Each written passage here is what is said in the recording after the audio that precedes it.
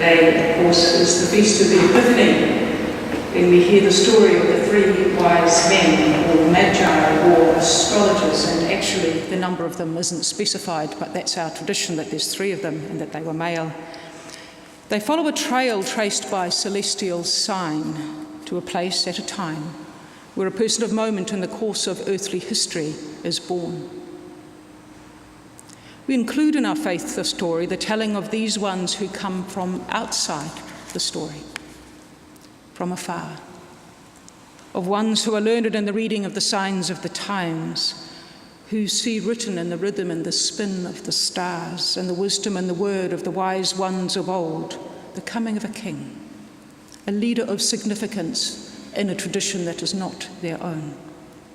We tell of long-travelling ones who choose to go toward what they do not know, to see to coming the birth of such a significant one.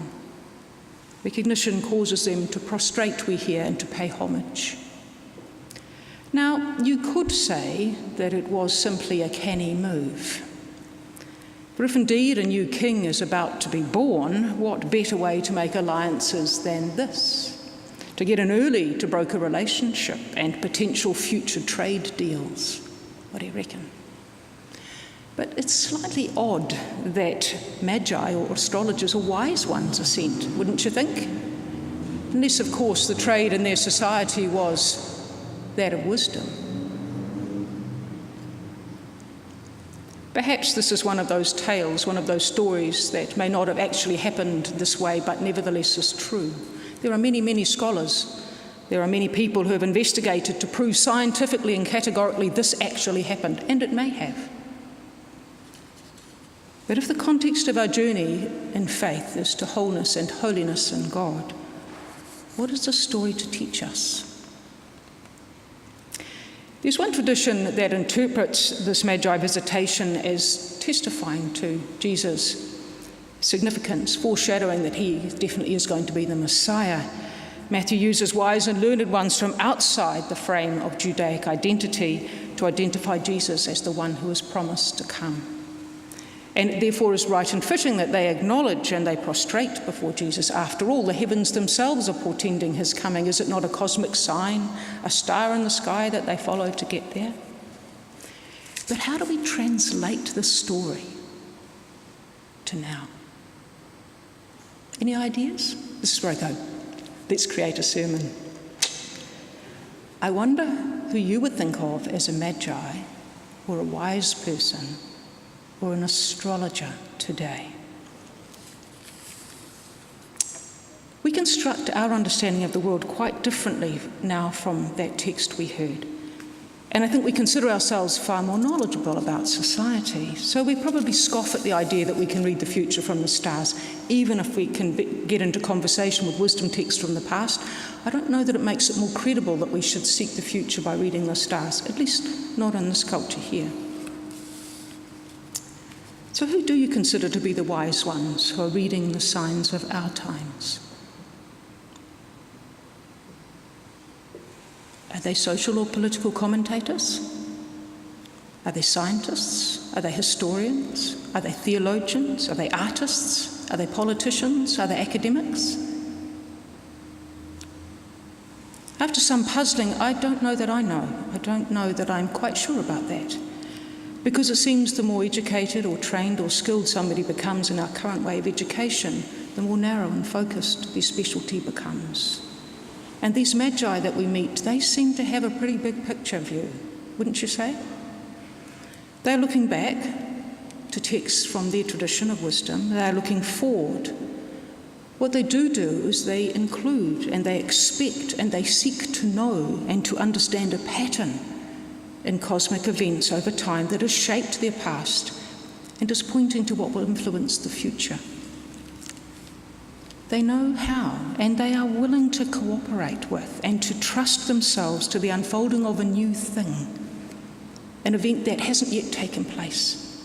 They are open to wisdom. She teaches them that there are far greater forces in heaven and earth than we can imagine, and they're not there for them to tame, but for them to join themselves to, through which they more deeply indwell the world that they occupy. Is not that what wisdom is? It might be, in our today context, if we got enough of those experts together that could actually talk and communicate with one another because the language was same enough, that they could create a bigger picture perspective from which to understand how we've got where we are and where we're going. It's possible, assuming that they would be willing to get together, assuming they would be willing to get together and communicate meaningfully, and assuming they would be willing to contribute the expertise beyond their specialty to a greater purpose. Well, do you think we've lost interest in such an idea? I mean, goodness gracious me, is not your world full of so much stuff that you're just buried in it? It's so hard to see anything beyond or bigger. It's overwhelming. So maybe with all our expertise and all our knowledge and all our intrinsic stuff that we've filled our heads with, we've given up really believing that there is any force greater than human ingenuity and power. Scanning our political and social landscape just now, we might be given pause to consider. We can take the Trump phenomena of selfish self-regard. We might abhor his strutting pride and playing loose and easy with truth and morality, his thumbing-nosed derision of accountability for his behaviour, and his flagrant gut-trusting decisions that are imperiling our world. And we might like to scapegoat him as an isolated example. But I'm beginning to wonder whether such narcissistic priority isn't becoming part of our world. Or maybe it's kind of leaching in, but I'm beginning to wonder if it's maybe always been there. It's just now it's become publicly acceptable to live like that. Unapologetically self-seeking behaviour and attitude is now made overt on the world's social and political stage. How often do you hear people, nations, alliances saying, we're doing this because it's good for us. It's really good for us. Seemingly without conscience or consideration for the repercussions or the impact of the action, especially on those who have little or no power. How many countries are choosing for political leadership that promises self-preservation, inwardly self-focused protectionism against the outsider, against relationships that don't immediately gratify their need or be of benefit to them? This way of acting seems to be gaining acceptability. By choosing this way, does it indicate that we have given up believing that we actually have connection in common with those who are different from us? With those who have gone before us? With those who are yet to come? Have we given up believing we have mutual responsibility each to the other? Have you given up believing there is really any power or force that can influence or change the way things are with which we can cooperate and trust ourselves? Have we? This Magi story of outsiders is also interpreted as foreshadowing a greater inclusion of those who will be known as God's people. Foreshadowing the inclusion first of Gentiles and then, of course, those who become Christians. So from an insider Christian position, when we read the story, we talk about God opening the boundaries of inclusion wider than just the Jewish people, so you and I can step in. But what if we have got that back to front? What if the story is rather to teach insiders than proffer promise to outsiders? For insiders to learn that outsiders are also gift bearers, that those who see otherwise to us bring the gift of our world seen differently. Open insiders to perceive a world that is deeper and wider and wiser than we ever imagined. The divine presence is revealed in ways unimagined beyond the boundaries that we create. Have you ever wondered what it is that the Magi are seeking when they read the stars? What are they looking for? When they look at the texts and the prophets and the words and the wisdom of sages gone by, what are they seeking? They are labelled as wise ones, so maybe they are seekers of wisdom. Ones who are open to deeper knowing and willing to learn and to consider, perhaps embrace new ways to understand and perceive life. do we think of wisdom? Is wisdom something that eludes the grasp of our head, our intellect?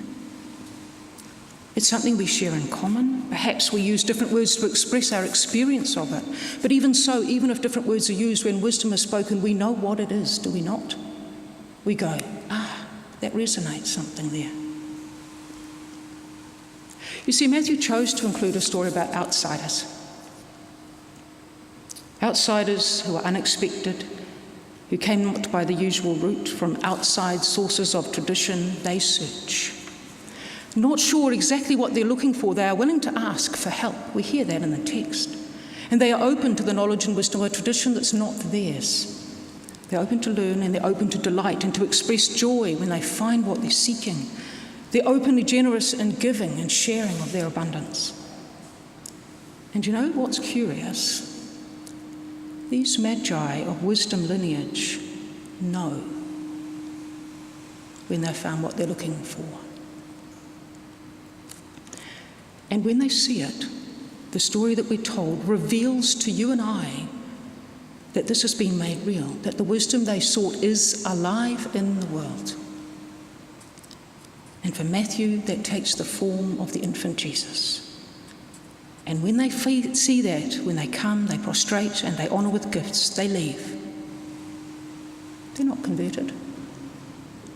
We've no idea if they've changed at all. By another route, they return to the place that is home. So for Matthew, outsiders are needed, they are necessary.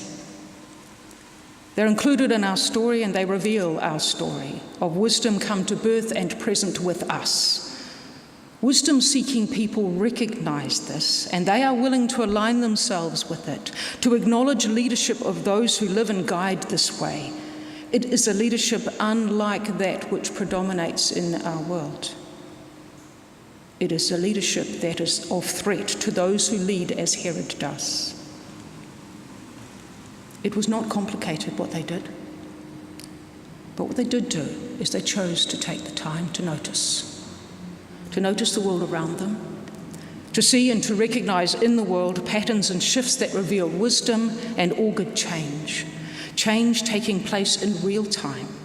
They chose to digress from their ordinary lives to act, to step toward, to reveal and to make real wisdom alive, present, able to be enacted in us for the life of this world. It is in us. It is for us to do.